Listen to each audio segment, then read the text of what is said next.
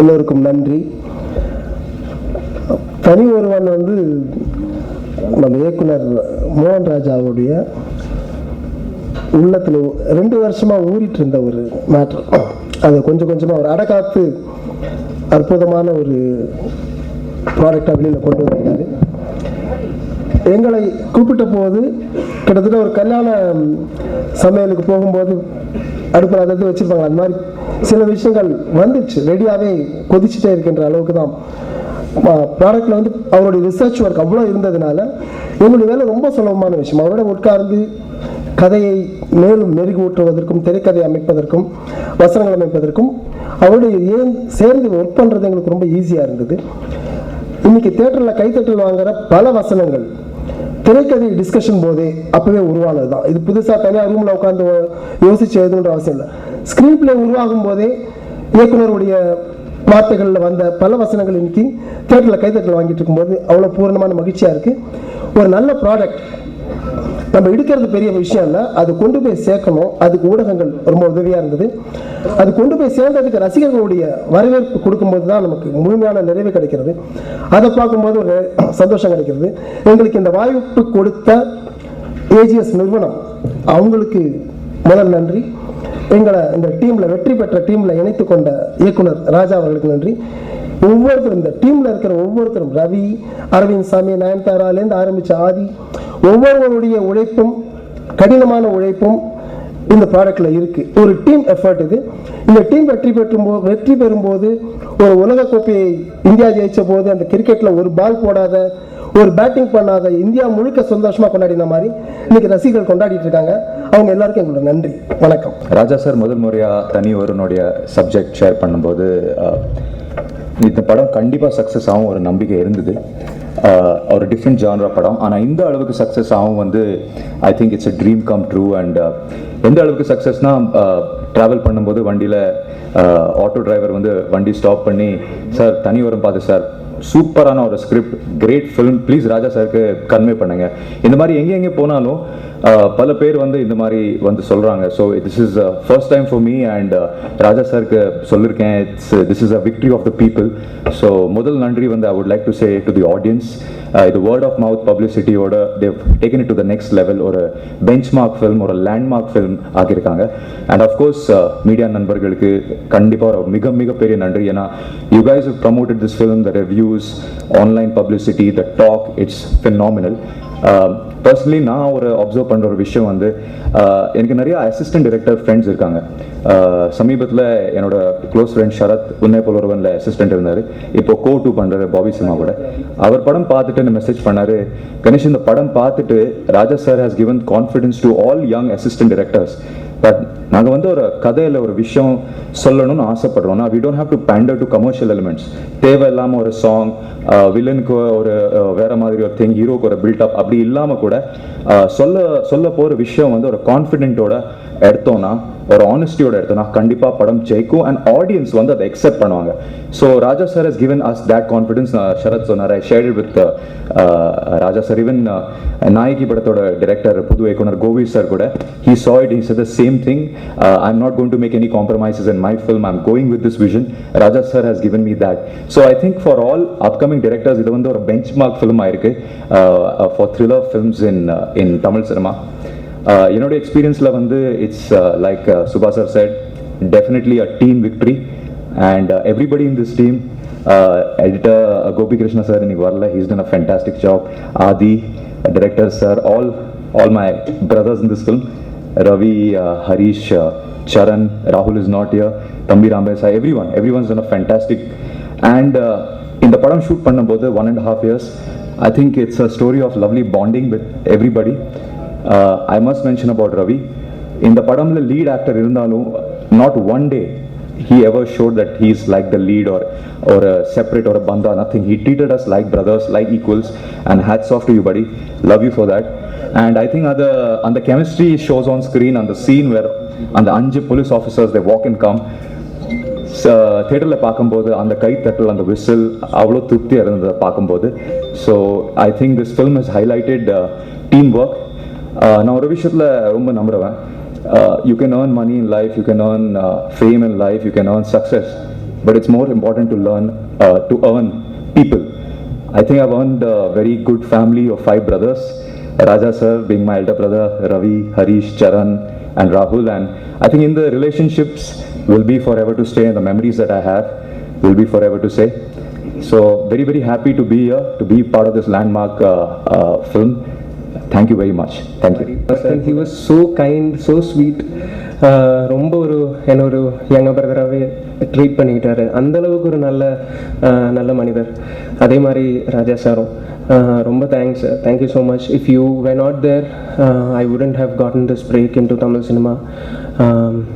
Maybe இன்னும் நான் எவ்வளோ நாள் வேணாலும் எனக்கு காத்திருக்க வேண்டி வந்திருக்கும்.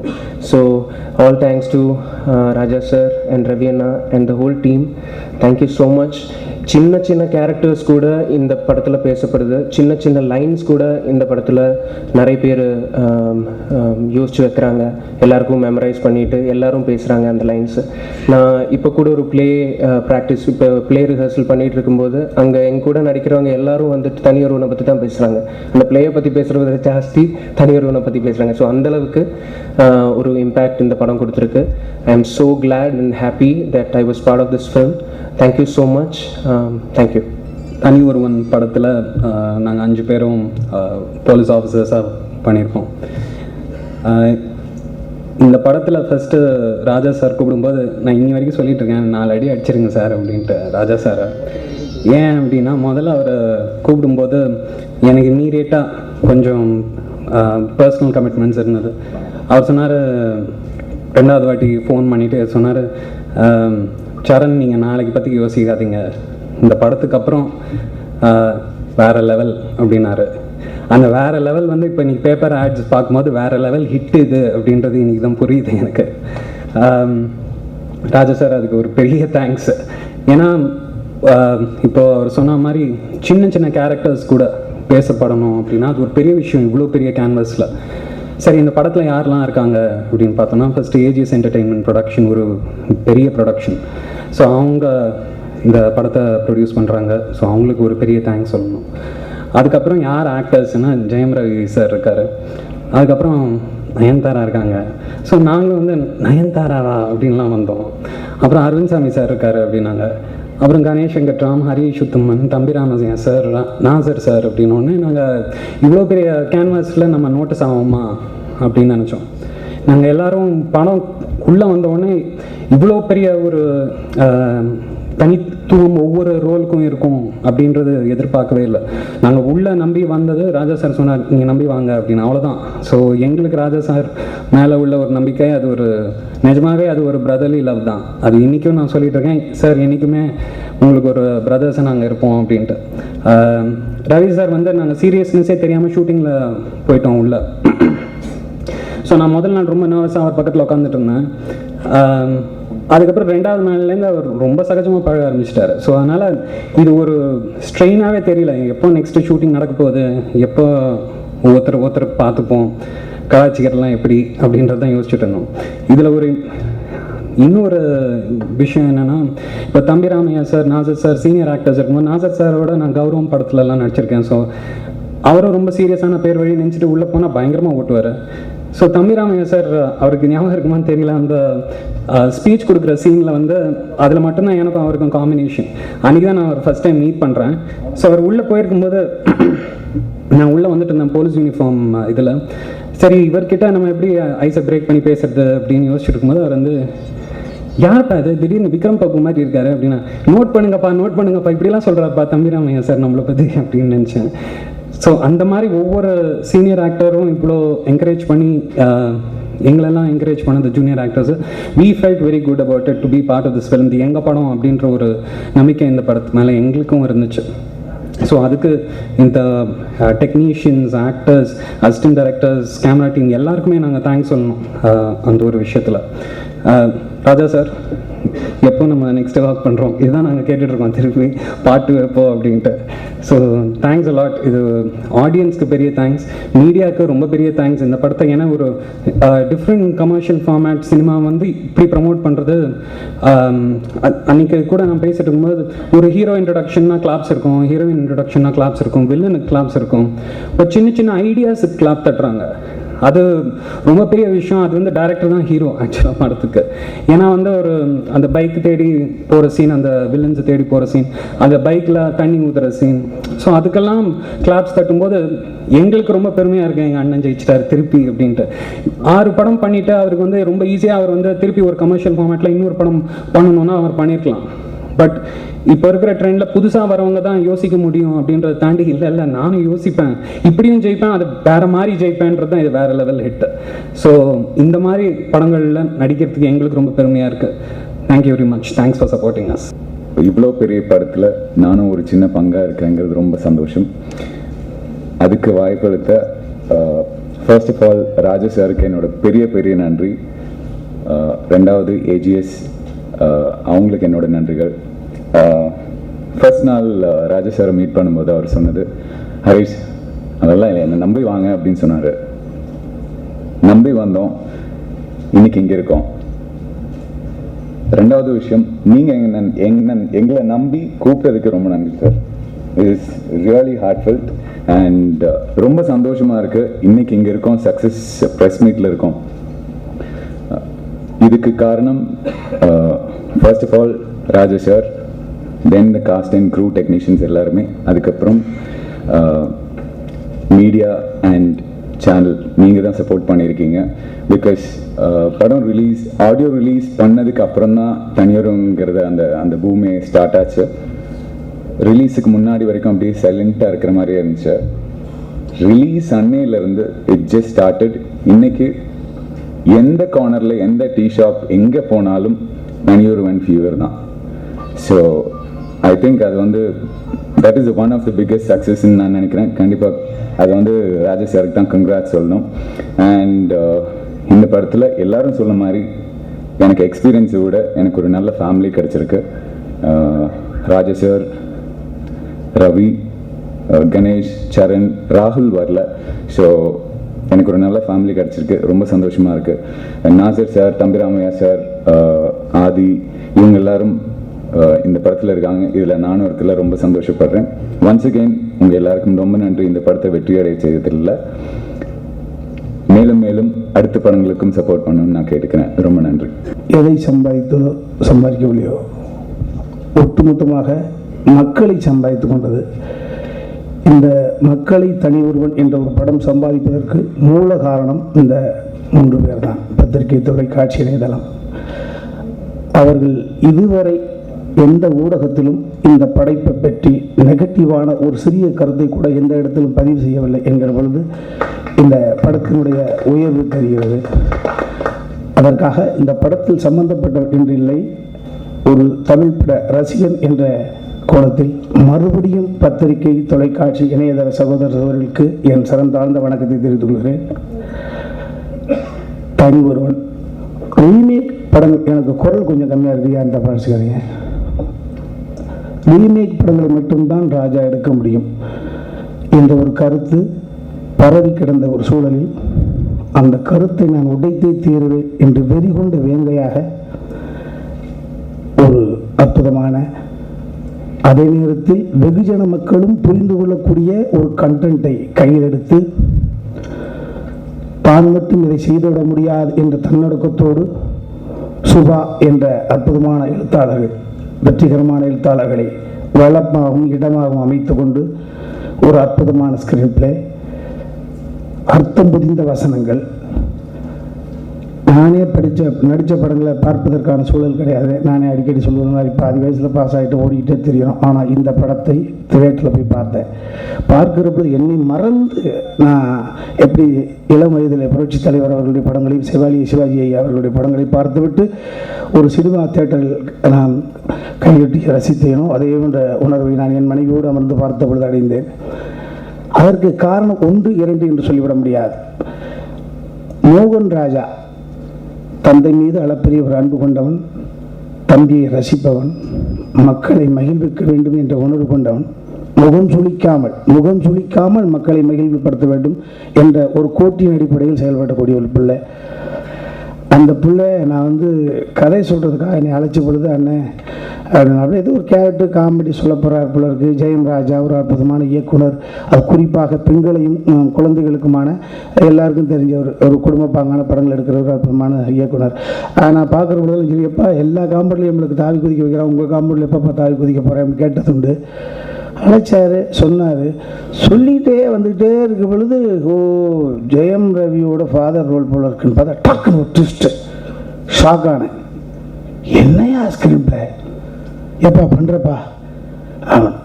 எனக்கு இந்த வயதில் ஒரு கதாநாயகனுக்கு தந்தையாக நடித்து விட்டு இன்னொரு 10 வருஷத்துக்கு பிறகு யாருக்கு அப்பா நடிக்கலாம் அந்த பயம் உண்டு. அதனால கதாநாயகனுக்கு தந்தையாக நடிப்பதற்கு நான் கொஞ்சம் யோசிப்பதுண்டு. ஆனால் அரவிந்த்சாமி ஆனழகன் அந்த ஒரு கேரக்டருக்கு அப்பா, இது ஒரு சேலஞ்சாக எடுத்துகிட்டு பண்ணேன். அதற்கான காரணம் நான் அரவிந்த்சாமியை பார்க்கல, அந்த கேரக்டரை சொல்லி வர்ற பொழுது அந்த கதாபாத்திரத்துக்கு தந்தை அப்படின்ற பொழுது ரொம்ப ரசித்து இந்த படத்தை நான் ஒத்துக்கிட்டேன். எனக்கு போர்ஷன் எவ்வளவு அப்படின்லாம் தெரியாது, எனக்கு கொடுத்ததை சரியாக செஞ்சுருக்கேன் நினைக்கிறேன். இந்த படைப்புக்கு நான் வந்துடணும், அதை மட்டும் நான் உறுதியாகிட்டேன். அதற்கு அடுத்தாற்போல் இந்த அகோரம் கன்சனுடைய executive production manager, executive producer தம்பி வெங்கட், மாரியப்பன், விசு போன்றவர்களெல்லாம் அழைக்க நான் அதுக்குள்ளே வந்தேன்.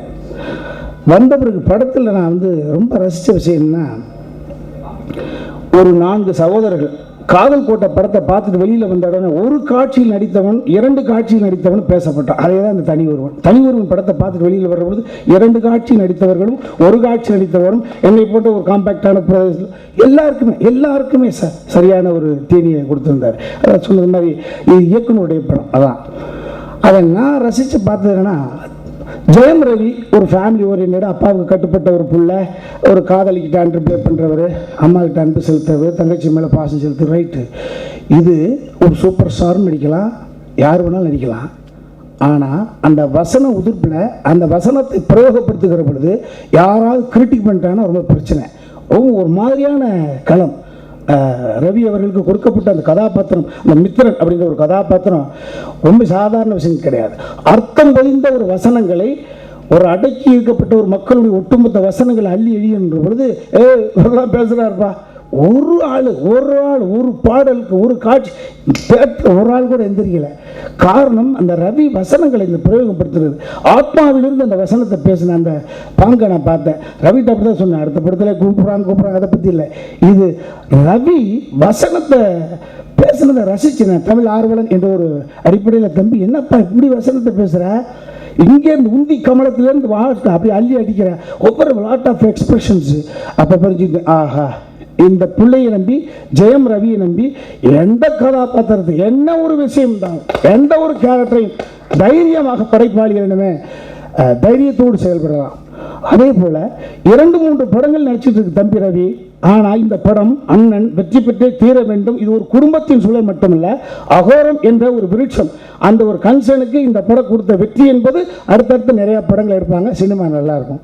இவ்வளவு விஷயங்களை உள்ளே அடக்கி கொண்டு 2 வருட காலம் இந்த படைப்புக்காக வருகிற பொழுது கூட ஓட்டுநர் சொன்னார், சார் நாங்கள் எங்கள் முதலாளி ஜெயிக்கணும் கூட நினைக்கல சார், ஜெயம் ராஜா சார் ஜெயிக்கணும் சார், அவர் ஜெயிக்கிறதுக்கா சார், ஜெயம் ராஜா சார் ஜெயிக்கணும் சார். ஒரு ஓட்டுநர் என் வீட்டில் வந்து அழைச்சிட்டு வந்தார், என்கிட்ட வண்டியில் வந்து ஓட்டுட்டு வந்தாங்க.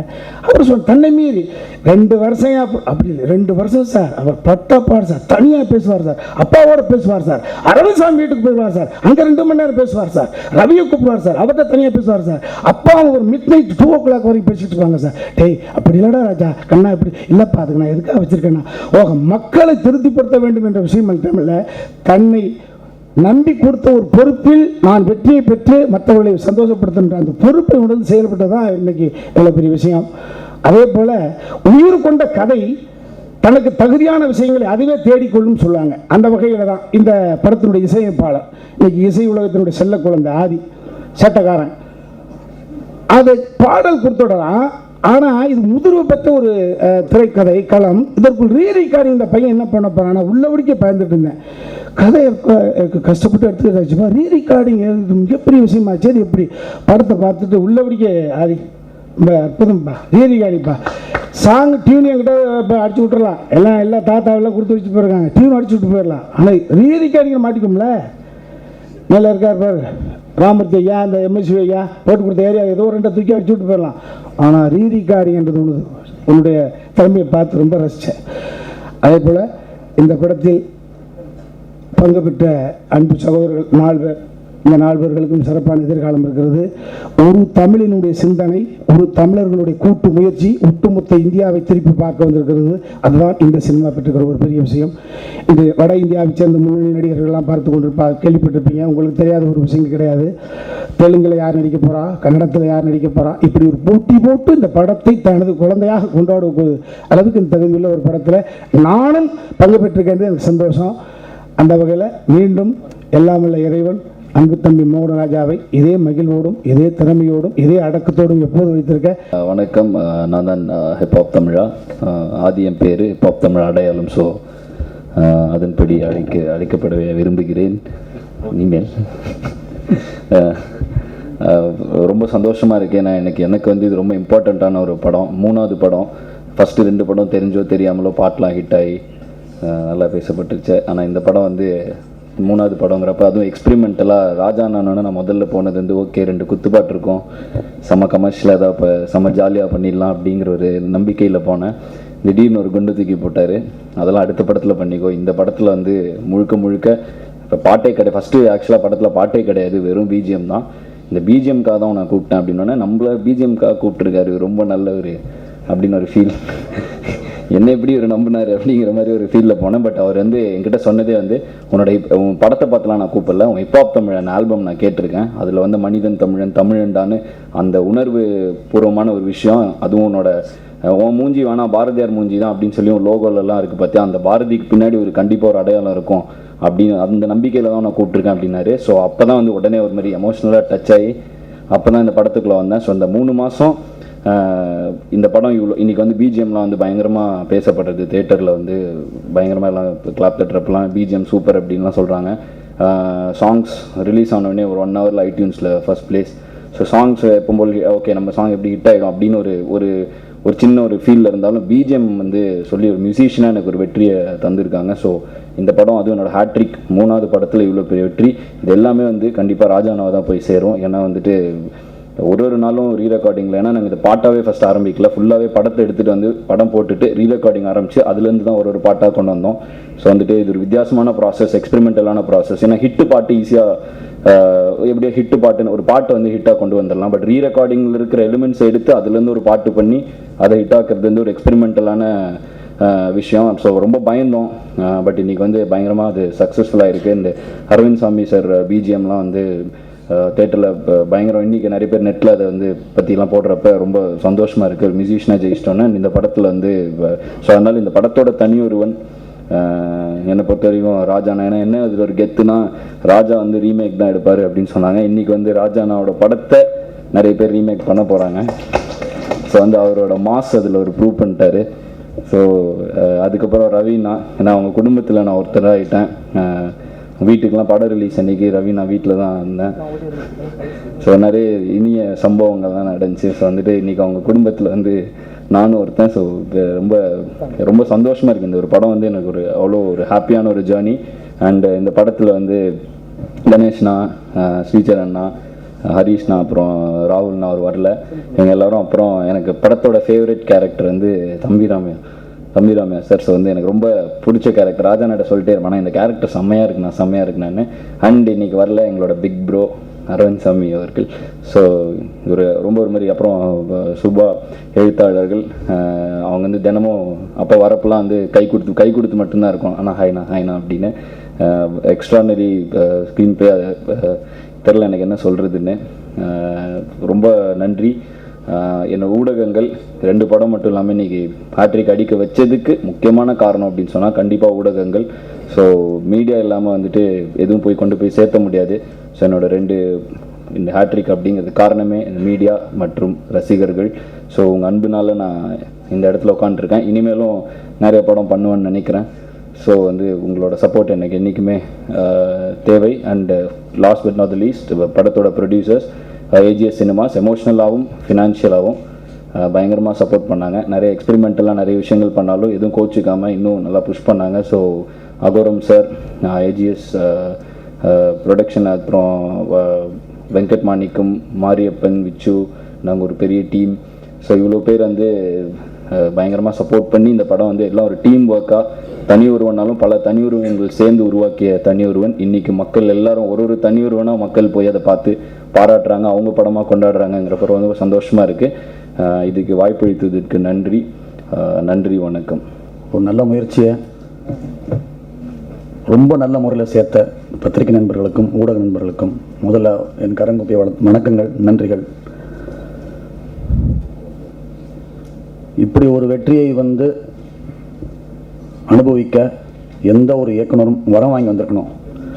என்னமோ ஒரு வரம் வாங்கி வந்த மாதிரி தான் தோணுது எனக்கு. ரசிகர்கள் கொடுத்த வரம் அது.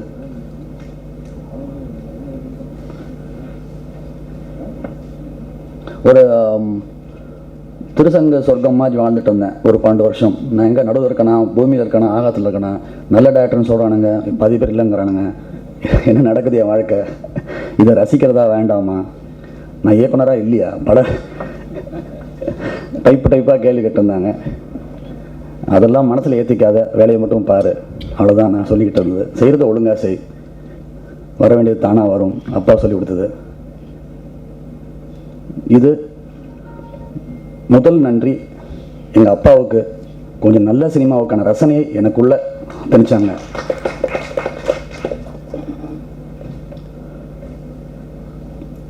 மடியில் உட்கார வச்சுக்கிட்டு முதல் படம் கிரேட் எஸ்கேப்னு படம் ஞாபகம் இருக்கு எனக்கு. இதான்ப்பா அந்த படம் எப்படி இருக்கும்னு சொல்லிட்டு அதோடைய கதையமைப்பெல்லாம் சொல்லி கொடுத்த மடியில் உட்கார வச்சுன்னா ஒரு 10 வயசில். அப்போ இருந்து அவர் எடிட்டிங் ரூமில் தான் விளையாண்டு பழக்கப்பட்டவன் நான்.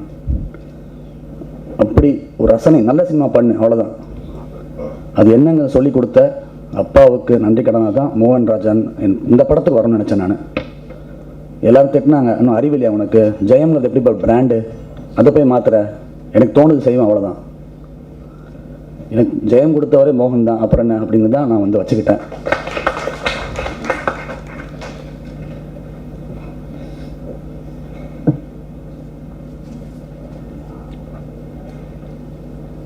இன்றைக்கி லாஸ்ட் கார்டுக்கெல்லாம் கை தட்டுறாங்க, சந்தோஷமாக இருக்குது.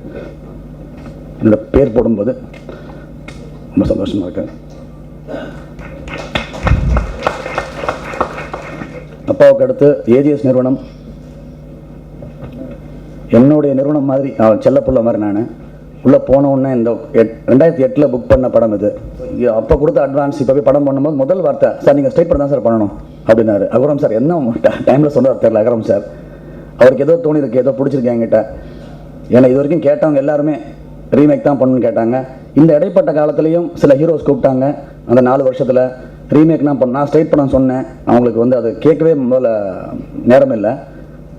ரீமேக் தான் பண்ணலான்னு சொன்னாங்க. சரி, ஓகே, அதெல்லாம் இப்போ நல்லதுன்னு தோணுது. அந்த சின்ன சின்ன ஹீரோஸ்லாம் ஒத்துட்டு வந்திருந்தாங்கனாக்கா நான் வேறு ஏதாவது படம் பண்ணியிருப்பேன். இன்றைக்கி இதை பண்ணியிருக்க மாட்டேன்.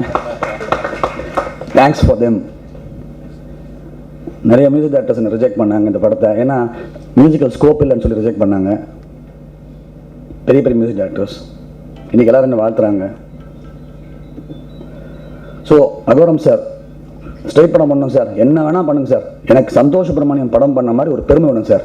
அன்றைக்கி சொன்னீங்க நீங்கள் சந்தோஷ் சுப்ரமணியம் கல்பாத்தி அகரம் பெருமையுடன் வழங்குன்னு சொன்னீங்க. போட்டேன், பெருமையாக இருந்துச்சு எனக்கு. இன்றைக்கி நான் பெருமைப்படணும் சார்னு சொன்னாங்க.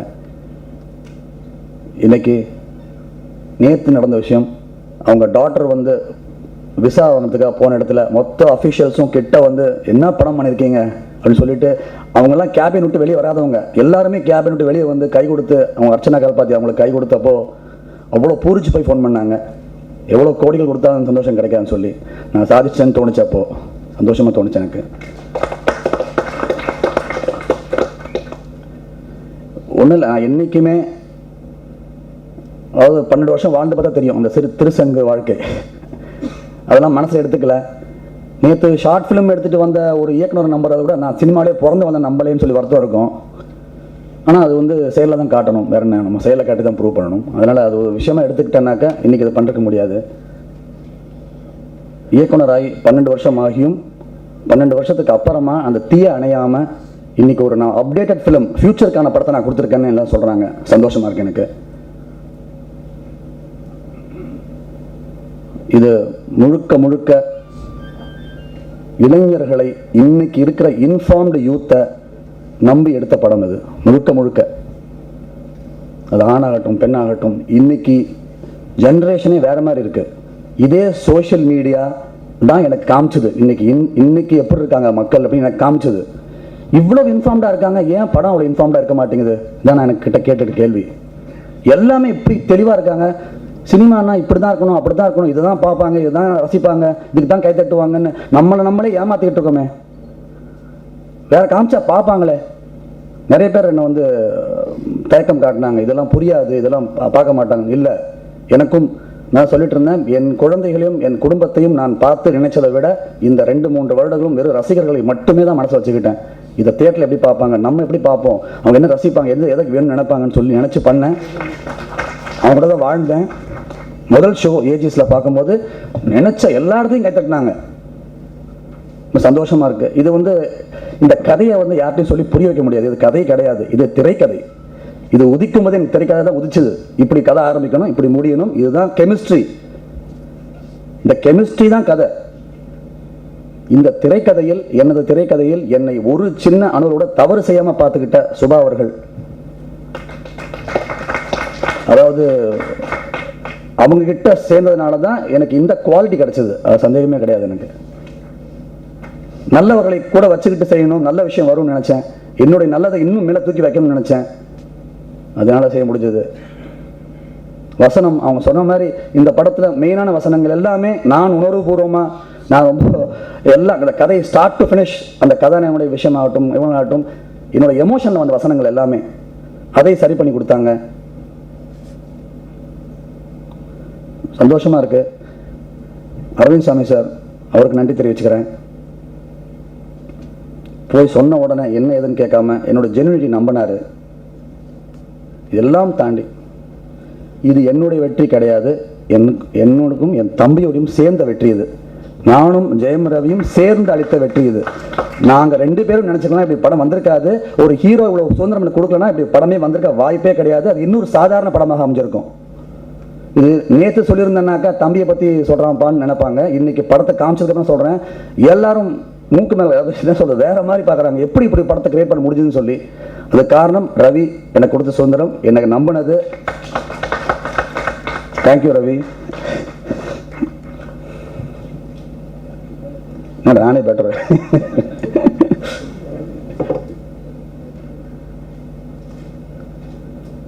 கமர்ஷியல் ஃபார்முலாவை உடைத்து மிகப்பெரிய கமர்ஷியல் சக்ஸஸை கொடுக்க முடிஞ்சிருக்கு. இன்னைக்கு இவ்வளோ பேர் தியேட்டருக்கு வருவாங்களா, இத்தனை முறை ரிப்பீட் பார்ப்பாங்களா அப்படிங்கிற ஒரு பெரிய ஒரு சேஞ்சை உருவாக்கியிருக்கு. இன்னும் எனக்கு வந்து ஒரு 2 நிமிஷம் ஃபோன் பேசணுன்னா 40 மிஸ்டு கால் இருக்குது. அதில் எனக்கு என்ன பண்ணுன்னு தெரியல. எனக்கு எல்லாரும் மனப்பூர்வமாக பாராட்டினாங்க. இது என்னை மேலும் நல்ல சினிமாவை கொடுக்கறதுக்கும் இன்னும் சினிமாவை லவ் பண்ணுறதுக்கு எனக்கு ஹெல்ப் ஆகுமே தவிர இந்த ஜென்மத்தில் எல்லாம் தலைக்கு ஏற வாய்ப்பே கிடையாது. அது காரணம் எங்கள் அப்பா அப்பா அப்பா. நான் இன்னைக்கு வரைக்கும் எல்லா சந்தோஷங்களையும் ரொம்ப எளிதாக அனுபவிச்சவன். எனக்கெல்லாம் பார்ன் த சில்வர் ஸ்பூன், எனக்கு கிடைக்காத ஒரு ஒன்றுமே கிடையாது. எனக்கு சந்தோஷ சுப்ரமணியம் அப்பா வந்து அது வேற மாதிரி. எங்கள் அப்பா கேட்கறத விட 10 படம் வாங்கி தருவார், எல்லாத்தையும் கொடுத்தாரு. எனக்கிட்ட ஒரு கேள்விதான், நான் நல்லா கிடைச்சிச்ச வாழ்க்கை, இதை வச்சு நான் என்ன பண்ணணும்? படம் சும்மா காசுக்காக பண்ணணுமா? இல்லை, அது நல்ல விஷயத்துக்காக பண்ணு. எவனுக்கு கிடைக்காத வாழ்க்கை ஒன்று கிடைச்சிருக்கு, அதை வச்சு சும்மா 4 குத்துப்பாட்டை தப்பாக சொல்ல வரல, அது மட்டுமே போராது. அதுக்காக வரல. இன்னைக்கு எனக்கு இவ்வளோ பேர் பாராட்டினாலும் ஒரு சின்ன கமெண்ட் வந்து வரும்போது எனக்கு இதுலையும், அதாவது உலகம் முழுக்க நெகட்டிவ் கமெண்ட்ஸே வராத ஒரு படம், அதில் ஒரு சின்ன நெகட்டிவ் எனக்கு தோணுதுன்னா worth for the ticket, worth for the money அப்படின்னா ரொம்ப கஷ்டமாக இருக்குது. இது பணத்துக்காக ஏற்பட்ட டிக்கெட்டை திருப்திப்படுத்துறதுக்கோ 2.5 மணி நேரத்தை திருப்திப்படுத்துறதுக்கோ ஏற்பட்ட படம் கிடையாது. அதுதான் இன்னைக்கு வந்து அப்படி பார்க்கல மக்கள், அதுதான் பெரிய விஷயம். அந்த ஒரு சின்ன கமெண்ட் கூட எனக்கு வந்து கஷ்டமாக இருக்குது. ஏன்னா அவ்வளோ இங்கே நெஞ்சிலேருந்து இதயத்துலேருந்து வந்த படம் இது. எனக்கு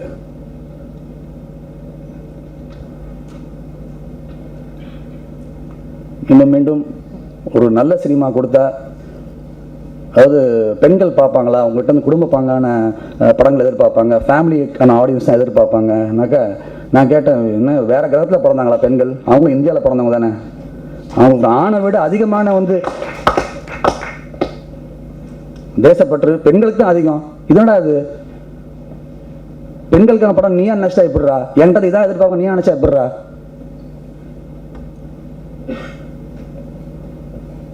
அப்படின்னு சொல்லி இதுல பெரிய சேலஞ்சா, அந்த ஸ்கிரிப்ட்லேயே பெரிய சேலஞ்சா அந்த விஷயம் என்னன்னா, உலகத்திலேயே முதல் முறையாக பர்சனல் வெஞ்சன்ஸ் இல்லாம வந்த முதல் படம் இது. அப்போ ஒரு கிராமரை பிரேக் பண்றாங்கடா பேர் வழி அப்படின்னு பண்றது கிடையாது. அதை முதல்ல புரிஞ்சுட்டு பிரேக் பண்ணணும். அப்போ பர்சனல் வெஞ்சன்ஸ் பதிலாக என்ன வைக்கிறது? பர்சனல் வெஞ்சன்ஸ் பதிலாக நான் வச்ச விஷயம், இத்தனை காலமும் வெளி உலகத்தை மக்களுக்கு கொண்டு சேர்ந்த பத்திரிகைகள், அந்த செய்திகள், இதுதான் அவன் தாய் தந்தை. இந்த செய்திகள் தான் தாய் தந்தை. நான் எழுப்பட்ட உணர்வு எனக்கு என்ன, எனக்குலாம் தோணுது, இன்னைக்கு செய்திகளை படிச்சு வர கோவமே போதுமே, இதுக்கு எதுக்கு அப்பாவை கொண்டாங்க, தங்கச்சி கற்பழிச்சாங்க, எதுக்கு எனக்கு புரியலையே. தினசரி பார்க்குற கோவமே போதுமே ஒருத்தர் நல்லது பண்ணுறதுக்கு. ஏன்டா தப்பு பண்ணுறவன்ட்ட காரணம் கேட்க மாட்டேன், நல்லா பண்ண மாட்டேன், ஏன்டா நல்ல பண்ண காரணம் கேட்டுருக்கீங்க அப்படிங்கிற ஒரு கோவத்தை உள்ள வைக்கணும். அது எல்லாத்தையும் சரி செய்யும் நினைச்சேன் நான். அதுதான் இன்னைக்கு அவ்வளோ பெருசாக கொண்டாடப்படுது. ஒரு ஹீரோ வில்லனை இது வரைக்கும் பார்க்காத ஒரு 2 பேரை பார்த்தோங்கிற ஒரு சந்தோஷத்தை கொடுக்குது. இன்னைக்கு எல்லாரும் சொல்ற மாதிரி இங்கே இருக்கிற அத்தனை ஆர்டிஸ்ட், இங்கே இருக்கிறவங்க இல்லாதவங்க என்னை நம்பி வந்தாங்க. அவங்க யாரும் நினைக்கல ரீமேக் ராஜான்னு சொல்லிட்டு. தம்பி ரமேஷ் சார், ரொம்ப நன்றி சார். நான் இவங்க யார்கிட்டையுமே நடிகர்களுக்கு மட்டுமே ரிலேஷன் கிடையாது, நிறைய எல்லாருமே கான்ட்ரிபியூட் பண்ணிருக்காங்க. இவங்க எல்லாருமே வசனத்துல இருந்து சரி, தம்பி இது பண்ணிக்கலாம் தம்பி சாரு, ஐயோ நான்லாம் இப்படி ஒரு கேரக்டர் இங்கே உலகத்துல இருக்கான்னு தெரியல, அப்படி ஒரு கேரக்டருக்கு நீங்க ரூம் கொடுத்துட்டீங்க நினைக்கவே நானும் நினைக்கல. நான் உலகத்தின் அதிபுத்திசாலி சித்தார்த்த அபிமன்யு, உலகத்தின் அடிமுட்டால் செங்கல்வராயன் அப்படின்னு தான் நினைச்சு ஒரு கேரக்டர் உருவாக்கும் நினைச்சது. அதுக்கு ஷூட்டிங் ஸ்பாட் வந்த உடனே சார் அப்படியே யார்ட்டையும் பேச மாட்டாரு, அப்படியே ரொம்ப அப்படியே உடல் மொழிலாம் மாறிடும். அப்படியே ஷார்ட் வரதுக்கு 1 மணி நேரம் இருக்கும், அதில் போய் அப்படியே அதே மூட்லேயே இருப்பாங்க. எனக்கு ஒன்றும் புரியல, எனக்கு என்ன இவ்வளோ இதாக இருக்காங்கன்னு சொல்லிட்டு என்னை கூப்பிட்டு ரவி சொன்னான், நான் நேஷ்னல் அவார்டுண்ணா அப்படின்னா. அதெல்லாம் சும்மாவா தருவாங்க அப்படின்னு சொல்லிட்டு, அது உண்மையிலே ஒவ்வொரு இருக்கக்கூடிய சின்ன கதாபாத்திரத்தின் ஒவ்வொரு ஃப்ரேம்லையும் ஒரு உணர்ச்சியை காமிச்ச சத்தியமா சார் அண்ணன் ரொம்ப மனப்பூர்வமான வாழ்த்துக்கள்ண்ணே, நன்றிண்ணே. என் கதைக்கு என் எண்ணத்துக்கு உயிர் கொடுத்துருக்காங்க ஒவ்வொருத்தரும். இதோ ராகுல் இல்லை, கணேஷ் வெங்கட்ராம், ஹரிஷ் உத்தமன், சரண், காலேஷ்லாம் எங்கள் வீட்டு நெய்பர். என்னமோ ஒரு நாள் ஆஃபீஸ் வந்துட்டு ஏதோ ஹிந்தியா சம்திங் ஹிந்தி டைலாக் பேசி ஒரு உணர்வுபூர்வமான விஷயம் நடிச்சு காமிச்சான். அது எப்பயோ 3 வருஷம் முன்னாடி நடிச்சு காமிச்சான். எனக்கு திடீர்னு ஷூட்டிங்கில் ஒரு ஆர்டிஸ்ட் மிஸ் ஆகிட்டாங்க, வரல. ஆக்சுவலாக ஃப்ராங்காக சொல்லணுன்னா அடுத்த நாள் ஷூட்டிங்கு. காலேஜ் எங்கே இருக்க? அங்கே தான். வா நாளைக்கு வரியா? வந்தேன். உடனே வந்தான். அங்கேயே சீன் சொன்னேன். ரொம்ப சின்ன கேட்டதில் அருமையாக நடிச்சு கொடுத்தேன். சூப்பர்பா. அரவிந்த் சாமி சார் அவர்களுடைய கான்ட்ரிபியூஷன், எல்லாருடைய அறிவையும் நான் பயன்படுத்தி கொண்டேன். எல்லாருடைய அறிவையும். நான் அறிவாளி கிடையாது, நான் ஒரு உழைப்பாளி. நான் ஒத்துப்பேன். நான் இந்த படத்துக்கு உழைச்சேன், இது ஜெயிச்சுது. அடுத்த படத்துக்கு உழைச்சா அடுத்த படம் ஜெயிக்கும். இது மேஜிக்லாம் கிடையாது. திடீர்னு 2-3 பேர் சார் எங்களுக்கு ஸ்க்ரீன் பிளே ஒரு டவுட் இருக்குது, ஸ்க்ரீன் பிளே சொல்லி தரீங்களா எனக்கு கேட்டால், இது அப்படிப்பட்ட விஷயம் கிடையாது. இது திடீர்னு ஒரு மரியாதை, அதீதமான மரியாதை வருது. அதுக்கும் நான் தகுதியானவன் கிடையாது. எனக்கு கிடைச்ச நல்ல வாழ்க்கைக்கு, அது என்னை காப்பாற்றிய சினிமாவுக்கு நான் லவ் பண்ணி நினைச்ச ஒரே ஒரு எண்ணம் தான் இது. ஹீரோயின் நயன்தாரா இங்கே வர முடியல. அவங்க இன்னைக்கு ரொம்ப ஒரு க்ளோஸ் ஃப்ரெண்ட் ஆயிட்டாங்க. என்னன்னா படம் பார்த்துட்டு அவங்களால நம்ப முடியல, நம்ம பண்ண படமா இது அப்படிங்கிற ஒரு ஆச்சரியமா அவங்களுக்கு. விட்டா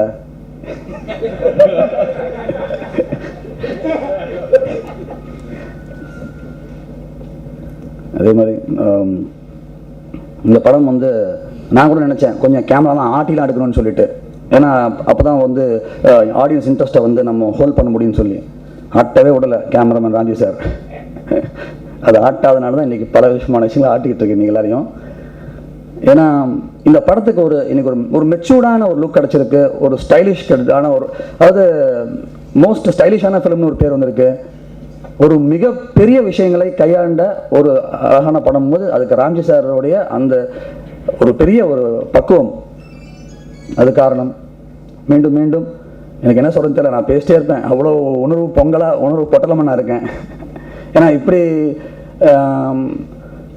அதாவது நான் எப்போவுமே கொஞ்சம் பயந்தவமாக தான் தெரியும் வெளியே. அது காரணம் நான் அந்த கடல் மாதிரி இருக்கிற சினிமா பார்த்து பயப்படுவேன், சின்ன சின்ன விஷயங்கள் பயப்படுறோம் கிடையாது. எனக்கு சினிமானா பெரிய விஷயமாச்சு, அவன் காலை தூக்கி விட்டு போகும்போது ஏதோ சாதாரண விஷயம் நினச்சிட்டு ஏதோ தில்லா போகிறானுங்க, எவ்வளோ பெரிய விஷயம் சினிமா, அது எப்படி ஏன் இவ்வளோ தெனாவட்டா பேசுகிறானுங்கன்னு சொல்லிட்டு நினைப்பேன் சில நேரங்களில்.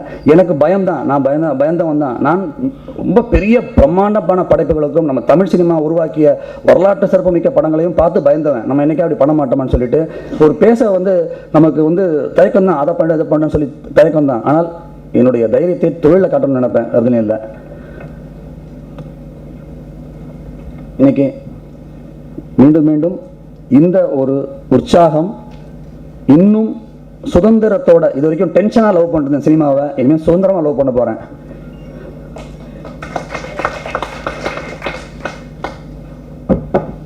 பெரிய சேலஞ்ச் எனக்கு கொடுத்துட்டாங்க, இன்னும் அடுத்து என்ன பண்ணுவீங்கன்னு சொல்லி.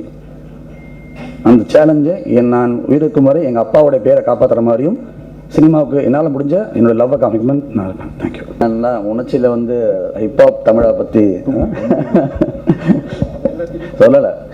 ஆமாம், அதனால ஸ்பெஷலாக சொல்ல வேண்டியதாக இருக்குது. இப்போ இல்லை இதை ஒரு வெற்றி படமாக்கியதில் மிகப்பெரிய பங்கு இருக்குது ஹிப்ஹாப் தமிழாவுக்கு. இது காதுகள் மூலமாக நெஞ்சுக்குள்ளே கொண்டு போய் இந்த படத்தை அப்படியே தங்க வச்சுட்டாங்க. ஒரு சீரியஸ் ஃபிலிமை என்ஜாயபிள் ஃபிலிம் ஆக்குனது ஹிப்ஹாப் தமிழா. அதுக்கான கரெக்டான எமோஷனை அந்த 2 சாங்கு ரவி சொன்ன மாதிரி தீமைதான் வெல்லும் அண்ட் ரவியோடைய தீம் சாங் இருக்குது, தனி ஒருவன் சாங் தீம் சாங்கு, ஒவ்வொரு டீசரில் போட்ட மியூசிக். கேவி ஆனந்த் சார் சொன்னார், டீசர் கேட்டேன்னா அந்த முதல்ல டங் டங் மியூசிக்கே வாசி காமிச்சார் வாயிலே, அங்கேயே இப்போ சூப்பருங்க அது அப்படின்னு சொல்லிட்டு. இந்த படத்துக்கு தனி டோனு, இந்த எமோஷனுக்கு தனி டோனு, ரீரெக்கார்டிங் நான் நினச்சதை விட ரொம்ப அழகாக பண்ணி கொடுத்தாரு. இதெல்லாம் தாண்டி நான் தெரியல யாரை கஷ்டப்படுத்துன்னு தெரியல, எனக்கு இருந்தாலும் பரவாயில்ல சொல்லுவேன். என்னை ரொம்ப ரொம்ப சொடக்கு போகிற நேரத்தில் என்னை அப்படியே நம்பின ஒரு ஆள் ஹிப்ஹாப் தமிழா. இந்த கதையை நம்பினாங்க. ஏன்னா மற்றவங்களுக்காவது நான் கொஞ்சம் கதை சொல்லி குழப்பினேன், திரைக்கதை அவனுக்கு படமாக காமிச்சு தான் நான் புக்கே பண்ணேன். ஸோ அதோட தெளிவாயிடுச்சு கொஞ்சம். அப்படியே என்னன்னா காமிச்சிங்க எனக்கு இப்போது என்ன நடக்குதுன்னா, ஐயோ இப்போ ஒரு படத்தை நான் என் 3ஆவது படம் நினைக்கவே இல்லை நான் சொல்லி, நான் தனி ஒருவனுடைய எமோஷனுக்கு நான் ஃபேன். எனக்கு நல்ல கதை நல்ல ஒரு நாட் கிடச்சிருக்கு, நல்ல ஒரு எமோஷன் கிடச்சிருக்கு, இதை நான் ஃபுல்லாக யூஸ் பண்ணிப்பேன். இதில் நான் ஜெயிச்சு காமிச்சு இந்த எமோஷனை நான் ரீச் பண்ணுவேன் மக்களுக்குன்னு தான் நினச்சேன் நான். அதே ஸ்பிரிட்டு அப்படியே நான் இதை விட்டுறக்கூடாது, நான் இதை நான் நம்மளாம் காலை தூக்கிட்டு போகலாம் அந்த மாதிரி நான் அந்த படம் அப்படின்னு சொல்லிட்டு என்னையே நம்ப வைத்த ஒரு தம்பி ஹிப்ஹாப் தமிழா. தேங்க்யூ. இந்த படத்தை இவ்வளோ பெரிய வெற்றி படமாக்கினதுக்கு பெரிய பங்கு நான் விட்டுட்டேன், சாரிம்மா. மேடையில் இருந்திருக்கும் பெரியவர்களுக்கும் இந்த விழாவுக்கு வந்திருக்கும் பத்திரிகை, தொலைக்காட்சி, இணையதளம் நண்பர்கள் அனைவருக்கும் வணக்கம். ஒரு சின்ன ரிக்வெஸ்ட், மேடையில் இருக்கிறவங்க ஒரு தடவை பத்திரிகைக்காரங்களுக்கு இங்கே வந்திருக்கிறவங்களுக்கு கிளாப் பண்ணுங்க ப்ளீஸ்.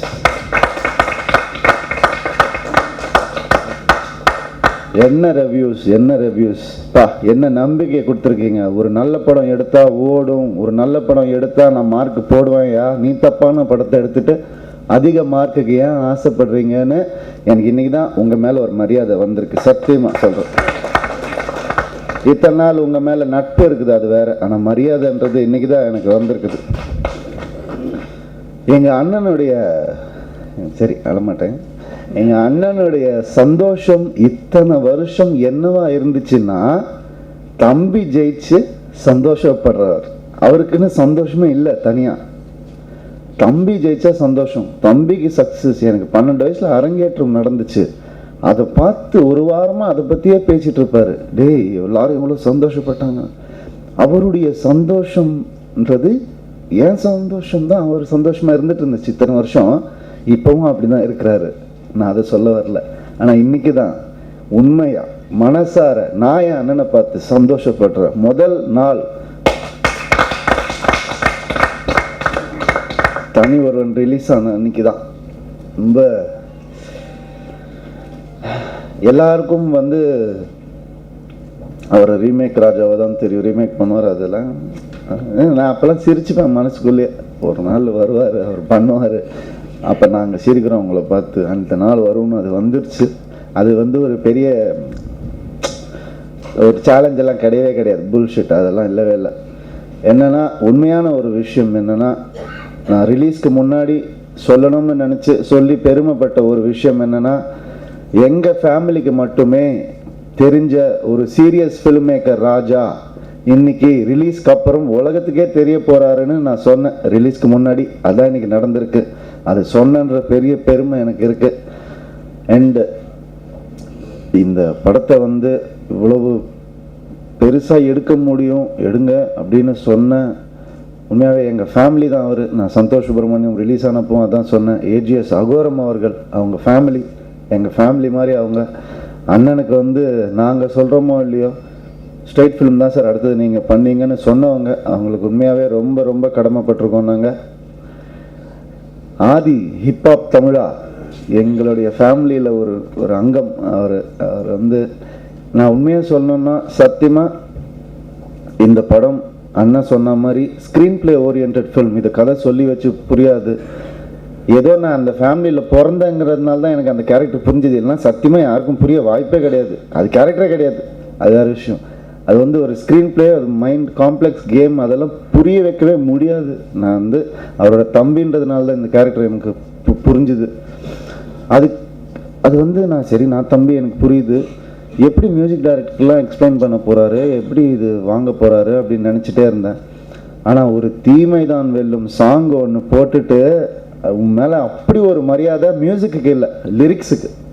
என்ன லிரிக்ஸ் அது, ஐயோ! ஒரு 20 வயசில் 20s இருக்கிற ஒருத்தனால எழுதக்கூடிய ஒரு வரியே கிடையாது. அது உன் மேலே பெரிய மரியாதை வந்தது. உண்மையாகவே வந்து சத்தியமா salute to all the dialogues in the all the lyrics in the movie. Salute. Subha அவர்கள் இருக்காங்க. அவர் வந்து சத்தியமா சார் எப்படி வந்து அண்ணா வந்து ரொம்ப காம்ப்ளெக்ஸாக யோசிப்பார் சார். அண்ணா வந்து ரொம்ப கன்ஃபியூஸ் பண்ணிப்பார். ஆனால் வந்து என்னென்னா அவர் நான் கன்ஃபியூஸ் ஆனவர்னு நினச்சிட்டு இருப்பேன் நான் எப்போவுமே. ஆனால் அது அப்படி கிடையாது. எல்லாருக்குமே கன்ஃபியூஷன் இருக்குது. அதை தைரியமாக வெளிக்காட்டிக்கக்கூடிய ஒருத்தர்னு நான் இந்த படத்துக்கு அப்புறம் தான் புரிஞ்சுக்கிட்டேன். உன்ன மாதிரி கன்ஃபியூஷனை வெளிக்காட்டிக்கிறவங்க மற்றவங்களும் கன்ஃபியூஸ் பண்ணுவான். ஆனால் கிளாரிட்டி அப்படி இருக்கும் கடைசியில் வரும்போது. சரி, அண்ணன் தான் கரெக்டுன்னு தோணும். அந்த மாதிரி அண்ணனை கண்ணில் வந்து வேறு எதையும் காட்ட விடாமல் ஸ்க்ரீன் பிளேயை மட்டும் காட்டி ஒரு குதிரைக்கு இது போட்ட மாதிரி காமிச்சு அண்ணனை கூட்டு போயிருக்கீங்க sir. Bala sir, Suresh sir, ரொம்ப ரொம்ப தேங்க்ஸ் சார். அதுக்கு இந்த தம்பி ராமையா சார், தைரியமாக சொல்லுவேன், இந்த படத்தில் எனக்கு முதல்ல பிடிச்ச ஆக்டர் தம்பி ராமையா சார் தான். அதுக்கப்புறம் தான் எல்லாரும் சார். ஐயோ, அதான் அண்ணா சொன்ன மாதிரி இப்படி ஒரு கேரக்டர் இல்லை இந்த உலகத்தில், நீங்கள் கிரியேட் பண்ணி கொடுத்துட்டீங்க சார். அது அது அது இருக்கிற கேரக்டர் தான் பண்ண முடியும், இல்லாத ஒரு கேரக்டர் கிரியேட் பண்ணி கொடுத்துருக்கீங்க சார். சார், இந்த படத்துக்கு உங்களுக்கு எல்லா அவார்ட்ஸும் வரணும்னு மனசார வேண்டிக்கிறேன் சார். நான் நிக்கில் முருகன் சாருக்கு ஸ்பெஷல் தேங்க்ஸ். ரொம்ப சப்போர்ட்டிவாக இருந்தார். ஒரு பிரதர் மாதிரி இருந்து எல்லாத்தையும் அழகாக செஞ்சு கொடுத்தீங்க சார். ரொம்ப ஸ்பெஷலாக மென்ஷன் பண்ண எங்கள் மேனேஜர்ஸ் வெங்கட் சார், மாலி சார், எல்லாருக்கும் ரொம்ப ரொம்ப ரொம்ப நன்றி. லோகு சார், எல்லாம் இருக்கீங்க இங்கே, ரொம்ப ரொம்ப சந்தோஷம். யாரையா விட்டுருந்தா மன்னிச்சுக்கோங்க மேனேஜ்மெண்ட் சைட்லேருந்து. எங்கள் எடிட்டர் கோபி அவருக்கும் ரொம்ப ரொம்ப தேங்க்ஸ். ராம்ஜி சார், அதாவது ஒரு சகாப்தம் முடியுது. Film is no more. Tamil சினிமாவில், இந்தியன் சினிமாவில் நோ மோர். கடைசி படம் தனி ஒருவன் தான் ஃபிலிமில் ஷூட் பண்ண படம். a tribute to film. This film is a tribute to film. எனக்கு நிறைய பத்திரிக்கைக்காரங்க சில பேர் ஒரே கேள்வி மட்டும்தான் கேட்பாங்க. எனக்கு வந்து ரொம்ப கஷ்டமாக இருக்கும். என் சைடுன்னு ஒன்று இருக்குது. இந்த ஃபேமிலியில் பிறந்திருக்கேன் நான், உங்களுக்கு தெரியும். எனக்கும் ஒரு சீரியஸ் சைடு. எந்த ஹீரோயின் உங்களுக்கு பிடிக்கும், எந்த ஹீரோயின் கூட நீங்கள் கிள்ளி விளையாடுவீங்க, அடித்து விளையாடுவீங்க அப்படிலாம் கேட்பாங்க. சரி, அப்படியே கடுப்பாக இருக்கும். சரி கேளுங்க, கேட்டுட்டு அடுத்து ஒரு சீரியஸ் கேள்வியாக கேளுங்களேன். எனக்குள்ளேயும் ஒருத்தன் இருக்கிறான், ஒரு தனி ஒருவன் இருக்கிறான் எனக்குள்ளேயும்.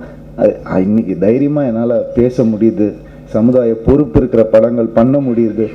ஸோ எனக்கு அந்த ஒரு மரியாதையும் அந்தஸ்தும் கொடுத்த எங்கள் அண்ணனுக்கு வந்து நன்றி சொல்லும். நன்றி தான், அதையெல்லாம் தாண்டி ஹட்ஸ் ஆஃப்ண்ணா, சல்யூட்ண்ணா.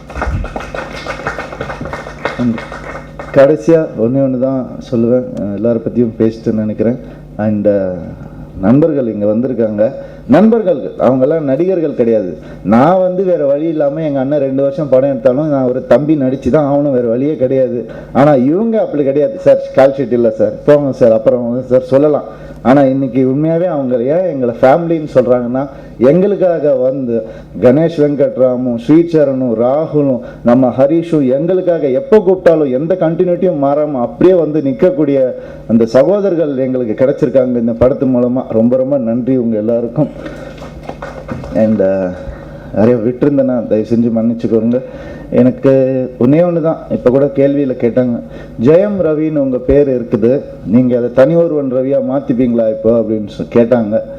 நான் தான் சொன்னேன், ஜெயம் என் விசிட்டிங் கார்டு, அதை மாற்ற முடியாது, அது எல்லாருக்கும் கொடுக்குறேன், பார்த்துக்கோங்க. ஆனால் தனி ஒருவன் என் நெஞ்சில் குத்தின பச்சை, அது என் உடம்போட ஒட்டினது, அது யாராலும் எடுக்க முடியாது. உயிர் உள்ளவரை, உடல் உள்ளவரை தனி ஒருவன் இங்கே தான் இருக்கும். தேங்க்யூ.